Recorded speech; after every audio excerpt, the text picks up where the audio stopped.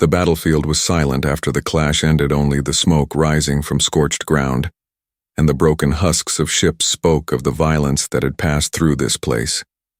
The alien soldiers of the Kreth Dominion moved cautiously among the wreckage, their eyes searching for survivors not out of mercy, but to capture any enemy still breathing. For years they had fought humanity in scattered skirmishes across the frontier, and though humans were outnumbered and supposedly outgunned, they always fought with a ferocity that unsettled even the hardened warriors of the Kreth. This day they believed fortune had finally favored them, because lying among the ruins was a human soldier still alive. He was badly wounded, but not broken. His armor was torn and scorched, his face marked by dirt and blood, but his eyes were open, clear, and unyielding. When the Kreth squad surrounded him, expecting him to cry out or beg for mercy, he simply sat upright. Slowly, his gaze moving from one alien to the next like a predator taking measure of prey. The commander of the squad announced triumphantly that the Dominion had finally captured a human specimen alive, the first in their campaign. The others cheered, but their celebration felt forced, as though the quiet presence of the man drained away their victory. They bound his hands in energy shackles, dragged him through the wreckage, and brought him aboard their transport ship. He did not resist, and that unsettled them more than if he had fought them. Tooth and claw soldiers whispered to one another, wondering why this human who had killed so many of their kind now moved calmly, as though he had chosen to be captured. The commander silenced the murmurs, but even he avoided the prisoner's gaze as they strapped him down in the holding bay. On the journey back to their fortress world, the Kreth soldiers found themselves uneasy. Each time they passed the holding cell, the human's eyes followed them, not with anger, not with fear, but with something worse. A cold patience that made them feel like children playing at War One. Young guard confessed to another that he dreamed of those eyes watching him even when he closed the cell door.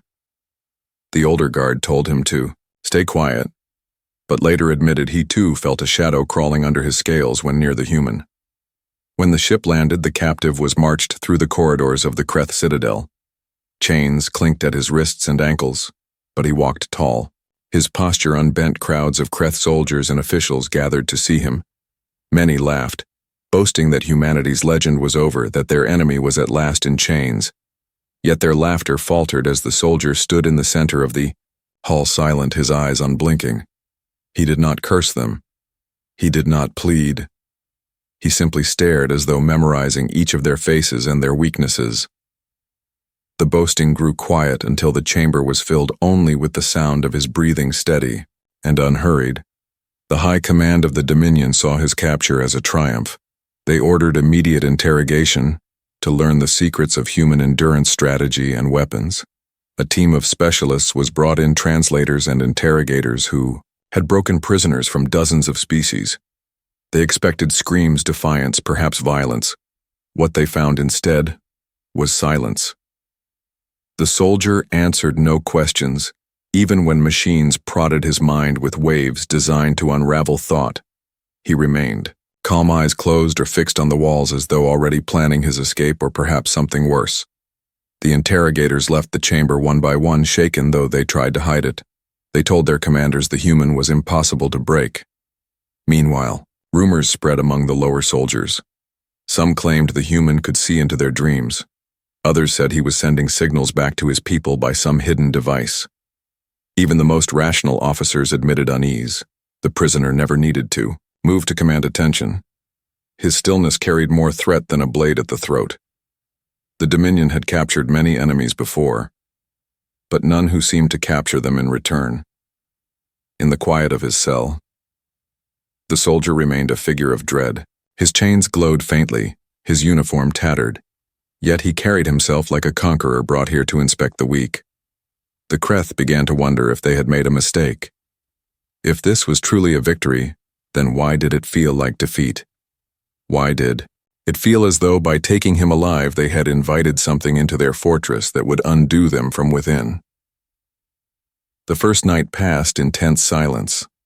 Guards were doubled, the cell reinforced, but none could escape the feeling that the human was not the one imprisoned they were. This was only the beginning.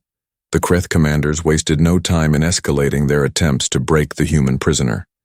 They believed that beneath the calm silence, there had to be fear and weakness waiting to be uncovered. They summoned their best interrogators, those who had perfected the art of stripping away pride and resolve from countless captives. The first attempt began with words, simple questions asked through advanced translation devices that could carry meaning across even the most alien of tongues. The interrogators leaned close, their voices confident as they demanded his name, his rank, his mission, and the location of his allies. The human gave them nothing, not even a flicker of recognition in his eyes.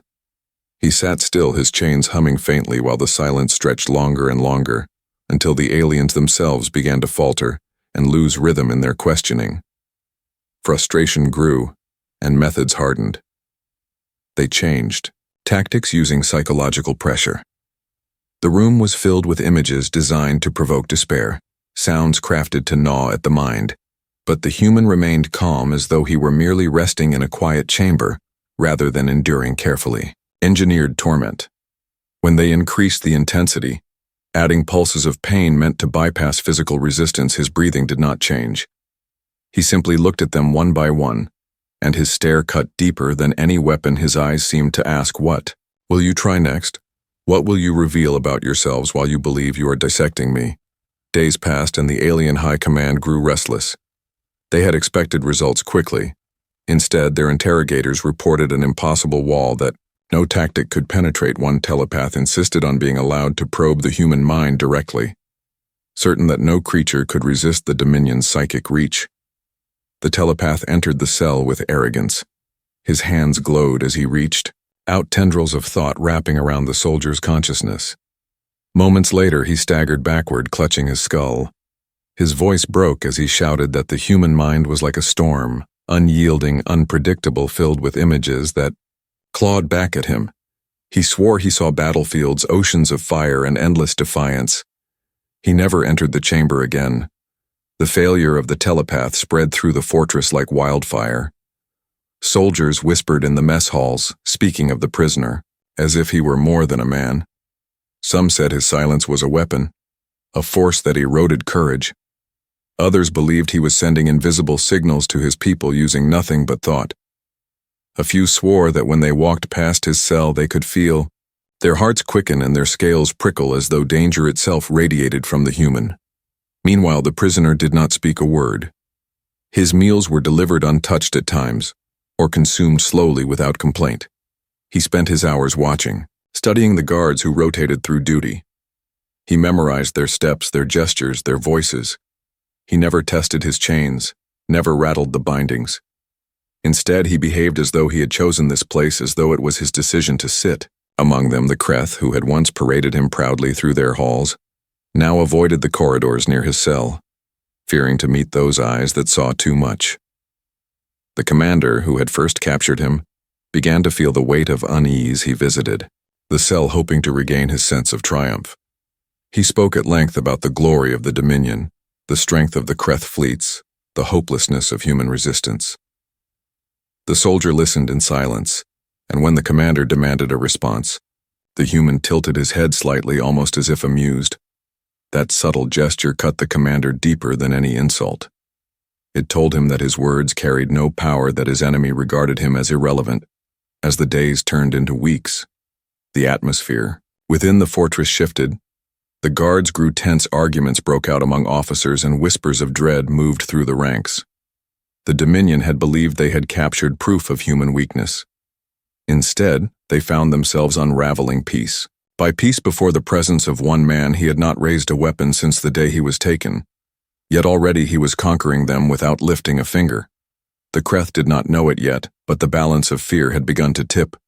The prisoner was no longer their prize, he was their shadow, and soon that shadow would grow darker. The fortress world of the Kreth Dominion was built to inspire fear among their enemies and obedience among their own people. Its towers stretched like blades of iron into a storm-filled sky, and its chambers were lined with banners boasting of countless victories. Yet in the weeks that followed the capture of the human soldier, the fortress became a place of whispers and unease. The alien soldiers who once marched proudly through its halls now moved with hurried steps, avoiding the lower cells where the human was kept. The presence of one prisoner had begun to unravel the certainty of an empire. It started with small incidents. A guard swore he saw the human unchained even though the restraints were still locked firmly in place. Another claimed that the lights in the cell flickered whenever the prisoner opened his eyes. Technicians checked the systems and found no faults, but the rumors spread quickly. Soldiers muttered that the man carried a power beyond technology, a force that bent the environment around him. Though commanders dismissed these stories as weakness, it was clear discipline was slipping. The men who, once laughed at the thought of human frailty, now averted their gaze from the human's door as if afraid it might open. Inside the cell, the soldier did little more than watch and wait. He studied every detail of the alien routines, the way the guards rotated every 6 hours the codes they entered on the panels, the soft vibration of power conduits beneath the floor. He measured the fortress as though he were free, already planning his next move. Yet he never strained at the chains, never shouted or raged. Instead, his calm grew heavier with each passing day, and the weight of that calm pressed down on every Kreth who came near. When the interrogators returned, they tried new methods. They brought groups of captives from other conquered worlds into the chamber, hoping to break the human by forcing him to watch suffering. The aliens screamed under the machines, but the soldier's expression never changed. His eyes moved from the victims to the tormentors, and the room grew quiet under his gaze. The interrogators faltered, their hands shaking as though they themselves were the ones exposed. It was as if the human judged them with every breath, and none could endure the verdict. By the third week, the fortress was no longer functioning. As it once had, reports of paranoia filled the command halls. Soldiers accused one another of cowardice. Officers complained of sleepless nights filled with dreams of burning skies and faceless enemies marching toward them when asked what they feared. Most, they gave no name, only whispered of the prisoner below. The high command grew angry at such weakness, yet even they began to hold their meetings farther from the cells as though distance might shield them. The breaking point came when a senior officer entered the cell to prove his courage in front of the garrison. He mocked the human, slapped him across the face, and shouted about the superiority of the Dominion. The soldier remained still, eyes locked on the officer, until in a sudden moment, he shifted and tightened the chains against his arms. The sound was like thunder as the binding strained. The officer stumbled back, his voice faltering as he realized how close he stood to death. The human did not rise, he did not attack. He only leaned forward enough to show that his strength was far from broken.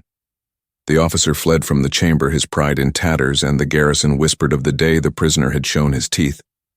From that moment, discipline collapsed completely. Guards began refusing duty near the cell. Others begged for transfer to different posts. Some claimed they heard footsteps echoing even when no one walked the halls. Some swore the human was speaking in their dreams, promising that the walls of the fortress would not hold forever. Every measure the commanders tried to restore order failed because the fear did not come from weapons or orders. It came from the presence of the man they believed they had captured. The fortress that had once symbolized Kreth power was being hollowed out from within by silence and eyes that never looked away. The human soldier had not moved from his place yet. Already he had begun to conquer an empire with patience and dread, and though none of the aliens would admit it aloud, they all felt the same creeping thought at the back of their minds. Perhaps they had not captured a human at all. Perhaps the human had captured them. The Kreth High Command refused to admit how far fear had spread among their soldiers, but the signs were impossible to ignore. The fortress corridors, once filled with loud marching feet, had grown quiet, and the officers struggled to keep discipline. Even the most loyal of them found excuses to avoid the lower chambers where the human was kept. The commanders decided they needed to show strength not only to their troops but also to the prisoner. They believed that if they humiliated the human in front of others, it would shatter the aura of dread that had begun to poison their garrison. They gathered the soldiers in a wide assembly hall and ordered the human brought there in chains to face public scorn. The guards marched him into the chamber, his ankles bound, his wrists locked with heavy restraints. They pushed him forward, before hundreds of soldiers who hissed and shouted, but their voices were hollow, a chorus that lacked conviction. The prisoner stood tall, his posture unbroken, his eyes steady as they swept across the crowd. The High Command placed a decorated officer. Before him, one known for his cruelty and skill at intimidation. The officer strutted around him, mocking the human, speaking of his weakness, calling humanity nothing more than scavengers, unworthy of the stars. The crowd was ordered to laugh, but the laughter faltered when the human did not flinch. The officer grew bolder. He struck the prisoner across the jaw, expecting him to fall or at least stagger. The human did not move. He raised his head slowly, his eyes locking onto the officer with a gaze so steady that the hall grew silent. The officer raised his hand again, but in that instant the human pulled against his chains, and the sound rang out like cracking thunder. The restraints groaned, bending under his strength. His arms tensed muscles, coiled as if he could break free at any moment. The crowd froze. Many stepped back, though none dared admit their fear. The officer found his voice faltering. He tried to shout again to remind the soldiers of their dominance, but his words came out, strained and uncertain. The human never spoke. Instead, he leaned forward just enough that the chains strained again, and every alien in the chamber knew what that meant. He could break them if he wished. He could end the officer standing so close with one swift movement. The silence deepened until even the air seemed to wait. Then slowly the prisoner relaxed, returning to stillness. His gaze never left the officer, but the message was clear. He had chosen not to act, and that choice was far more terrifying than violence. The officer's confidence shattered. He stumbled back, his face pale as he shouted weakly for the guards to remove the prisoner. But the soldiers hesitated. Their eyes darted between the human and their superior. And in that hesitation, discipline broke further. The officer pushed through the crowd and fled the hall, leaving behind a silence that no order could cover. The guards dragged the prisoner away, but even as he disappeared down the corridor, the hall remained, hushed, the soldiers looking at one another with the same thought burning in their minds. They had seen what their chains could not contain. From that day, the whispers became louder. They spoke of the human as a force, not a man. Some believed he was only restrained because he allowed it. Others claimed that if the Dominion did not release him, he would one day rise and tear their world apart. The commanders tried to dismiss these rumors, but they themselves had witnessed the moment in the hall, and none could deny the fear in their hearts. The human had not killed anyone, not broken a single chain, yet he had made their fortress tremble. That night, guards abandoned their posts. Entire shifts refused to go near the cells, claiming illness or injury. Officers reported unrest spreading through the ranks. The Kreth Dominion had captured a human soldier alive, believing it to be a triumph, but the truth had become impossible to deny. The prisoner was no longer their captive. He was their executioner, waiting in silence, and they knew with growing certainty that the question was not if he would break free, but when, and if he did.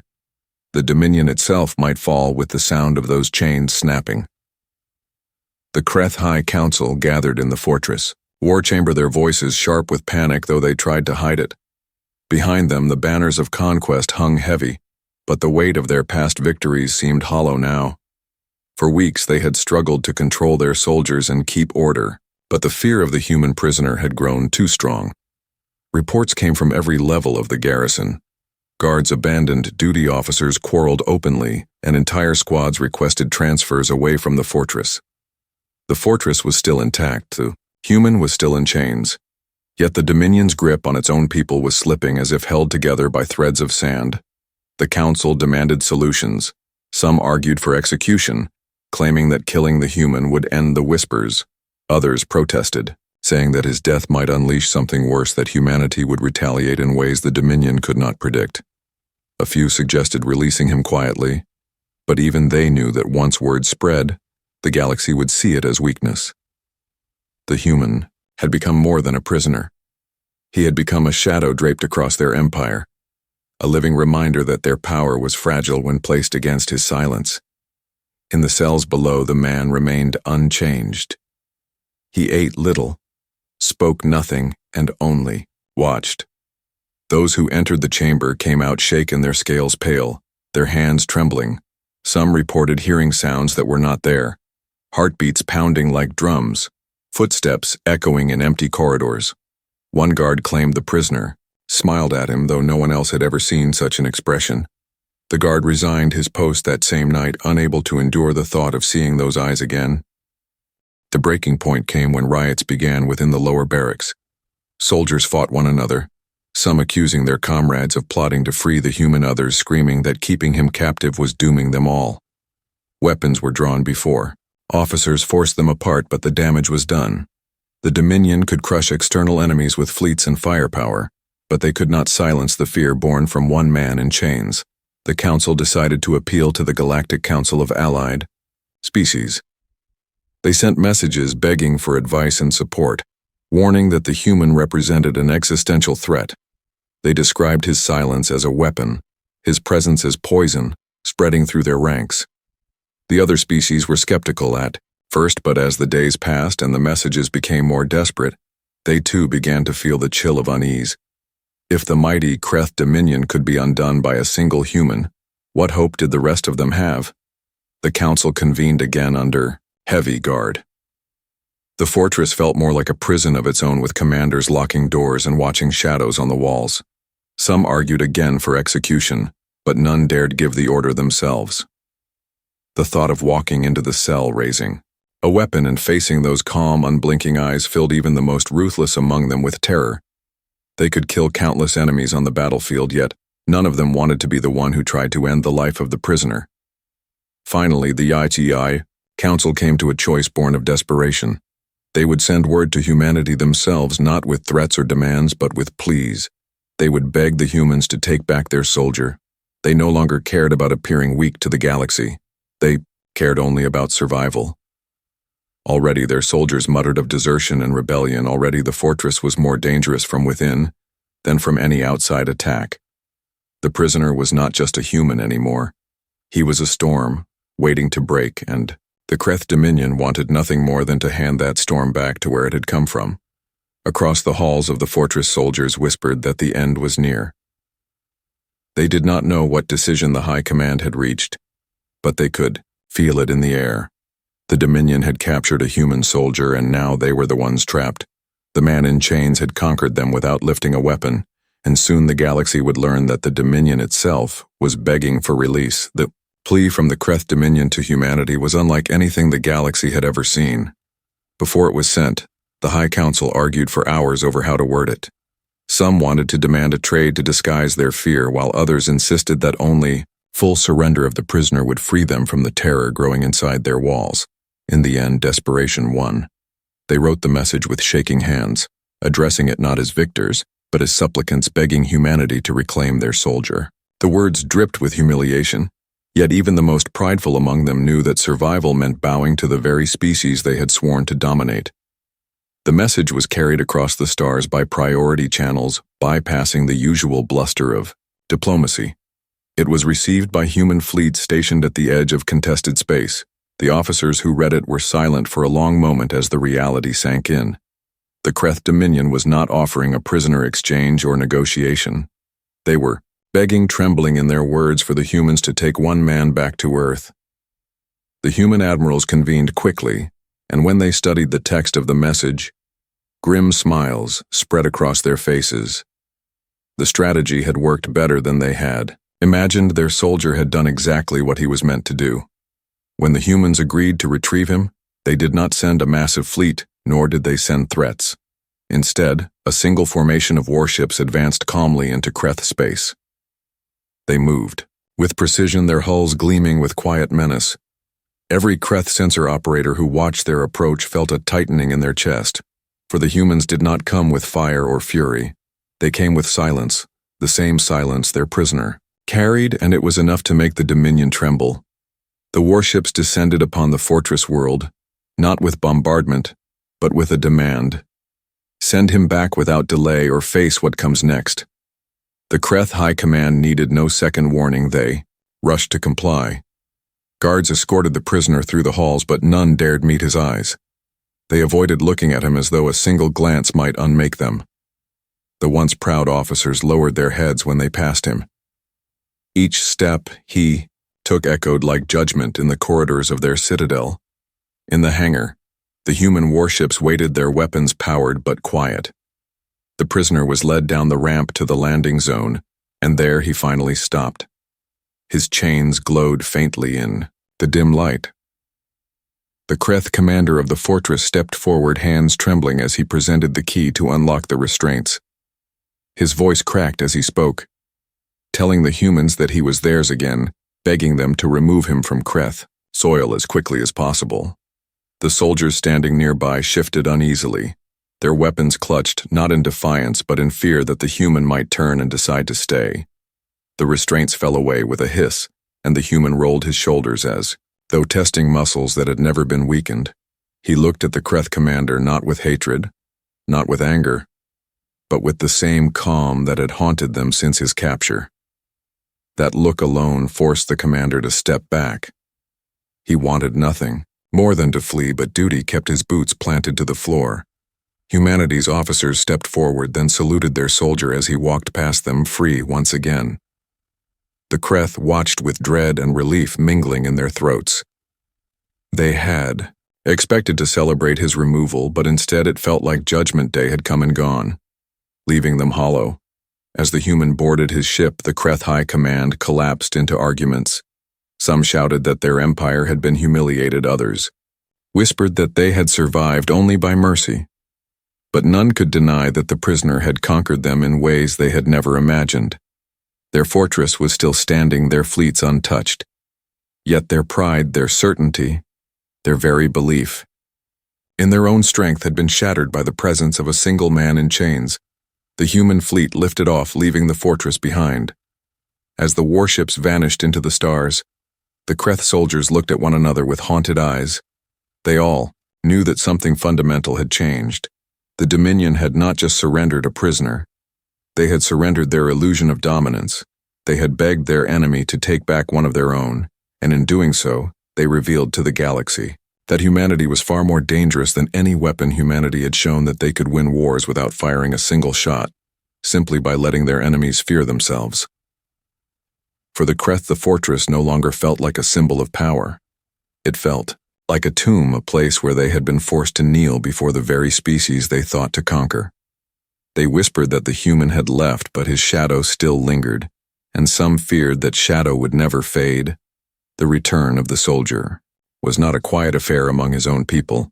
The human fleet carried him back through the contested regions, and everywhere they passed, alien eyes watched in silence.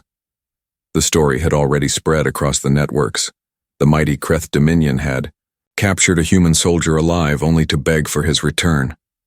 The galaxy whispered in disbelief, some mocking the Kreth, some trembling at the implications. But to humanity, this was not merely the return of a soldier. It was the proof of a plan executed with flawless precision. When the fleet reached human territory, admirals, generals, and diplomats gathered to greet him. He stepped off the transport without chains, his uniform still torn from battle, but his stride unbroken. The soldiers lining the path saluted not because of rank alone, but because of what he represented. He had gone into the heart of the enemy, bound and surrounded, yet emerged having toppled their certainty without lifting a weapon. The crowd did not cheer loudly as they might after a great victory. Instead, they stood in reverent silence, as if recognizing a truth that did not need to be shouted. The admirals asked for his report, and at last the soldier spoke. His voice was steady, carrying none of the strain the Kreth had expected during his captivity. He explained that he had allowed himself to be taken so that he might walk among the enemy and learn them from within. He described their fortress, their defenses, their fleets, and their weakness. He spoke of how their command fractured when confronted with silence, how their soldiers doubted their own strength when faced with an unbroken gaze. He told them everything he had seen, everything he had felt, and the officers listening knew that this intelligence was worth more than any fleet they could have destroyed. But more than the facts of weapons and walls, the soldier had brought back something greater. He had brought fear that now spread like wildfire through the stars. The Kreth had begged for his return, and in doing so they had revealed their terror to every species watching. The message was clear to all who listened. Humanity was not a species to measure by numbers or technology. Humanity was a storm waiting in silence, a force that could not be chained. A single soldier had turned an empire inward against itself, and the galaxy would not forget it. Among the human council there was satisfaction, but also caution. They knew that the fear spreading now was both a shield and a challenge. Enemies would hesitate before striking. Humanity again, but allies and rivals alike would begin to wonder what other shadows humanity could send into their midst. The soldier's silence had been a weapon, but now his words would shape the future. He stood before the council and declared that humanity did not seek conquest but survival. He told them that if others pushed them into chains, they would always rise, and the galaxy would always remember what happened when they tried. Across the stars, the story grew with each retelling. Some said the prisoner had shattered his chains and terrified an entire fortress. Others claimed he had walked through walls without a sound, or that he had broken a general with a single glance. The truth and the legend blurred together until it no longer mattered. The effect was the same. The galaxy trembled not because of what the soldier had done, but because of what he might do if provoked again. The Kreth Dominion retreated from the borders in the months that followed. Their fleets still existed, their armies still marched, but their spirit had cracked. The memory of one man in chains haunted them in every order they gave. Their enemies no longer saw them as unstoppable. Their allies no longer saw them as invincible, and deep inside, they themselves no longer believed in their own strength. For humanity, it was the beginning of a new chapter. They had shown that they did not need vast conquest to carve their place among the stars. They only needed to remind the galaxy that they were not to be measured by numbers alone. Every soldier, every human carried within them the same defiance, the same fire, and the same ability to stand unbroken against the weight of empires. As the soldier returned to his post, he carried no pride. On his face only quiet resolve. He had played his role as planned, and now others would carry the torch. But the galaxy knew his name, and even when it was not spoken, they remembered the story of the man who had been captured alive and returned as the embodiment of fear. The Kreth had tried to claim him as their prize, but instead he had become their lesson, and so the tale closed not with thunder or battle, but with silence. A silence that lingered longer than fleets or empires. A silence that told every corner of the galaxy what it meant to chain a human and what it cost to let them go. The galaxy never truly forgot the day the Kreth Dominion begged for the return of a single human soldier. For generations, their empire had been seen as unshakable, its fleets sweeping across the stars with merciless efficiency. But the silence of one prisoner broke them in ways no war ever had. The story spread from station to station, from world to world, retold in whispers and in songs. Some spoke of the soldier as a phantom, a being who could bend minds with a stare. Others described him as the perfect predator waiting for the moment to strike.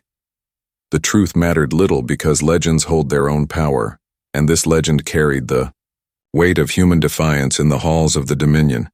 The fear lingered. Officers who had once boasted of victory now measured every word when humans were mentioned. Soldiers marched in formation, but carried unease in their eyes, remembering the still figure in the cell who never spoke but saw everything. The fortress where he had been held was left to crumble, its banners torn down by the very winds that swept through its empty halls.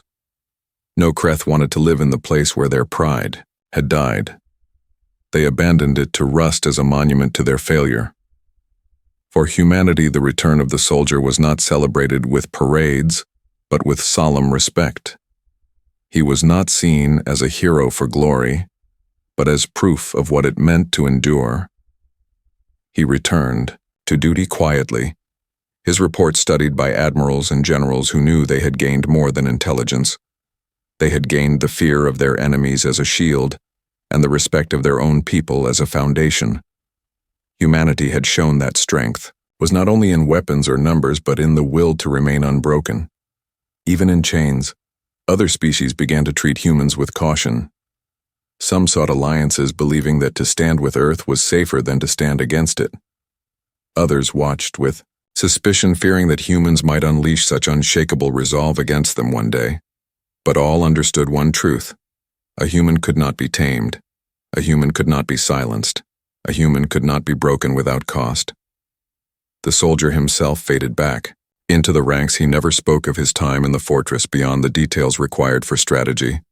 To him it was not legend, but duty. Yet wherever he walked, soldiers straightened their backs and allies lowered their voices. They saw not the man, alone. But what he represented, he had gone into captivity and returned with an empire's fear clutched in his silent hands.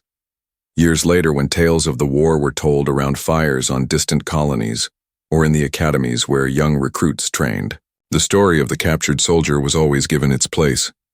It was told not only as a victory but as a lesson. Empires fall not always by the clash of fleets, but by the strength of one will standing unbroken in the face of overwhelming power. That was what the Kreth had never understood until it was too late. And so the final memory of that time was not of chains breaking or battles raging, but of silence. A silence that echoed louder than war drums. A silence that hollowed out an empire and lifted humanity into a place where no one dared to chain them again. That silence belonged to one soldier, but it became the voice of all mankind, the end.